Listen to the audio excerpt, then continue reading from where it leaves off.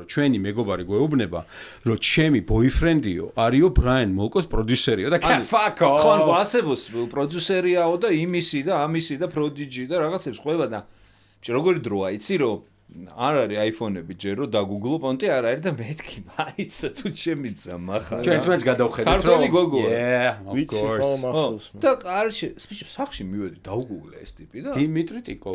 დიმიტრი მართლა მეძი აქვს ჩაწერილი? ო, მეცი პლასებოსი და ნუ კიდე ბევრი რაღაცაა რა. ერთ-ერთი დღე არის და მირეკავენ რა. სადღაც პაპში ვზივართო. და მე ვაპირებ თუ რაღაც კონცერტზე წასვლას. აი, ის კვადრო დიმიტრი შენი ალბომის ჩემი არის ზეთფორზულს, ხო, ჩემი ალბომის ევროვიზიის სირკუს მირკუსის ტრეკის პროდიუსერიც ეგ არის, ხო. და კარჩე ეს რა ქვია. წამოდიო, მივედი, მივიდეთ ვზივართ ამ პაპში, რა შვები, რა ვიხო, ბრაიანა მოვაო და გავიდე. ბრაიანა.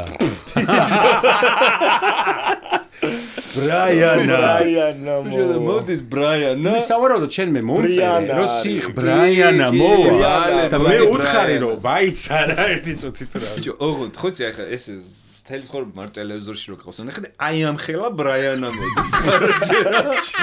იმინა მინიატურული ტიპი. მართლა პატარაა, ძალიან პატარა. სცენაზე ხო ყველა დიდი. ხო რა. და პატარა ბრაიანა მოდის და თუ როგონია, ხო ის ბასისტი ხო მაღალია და ეს პატარაა და ბასისტი ჩოლებრივია.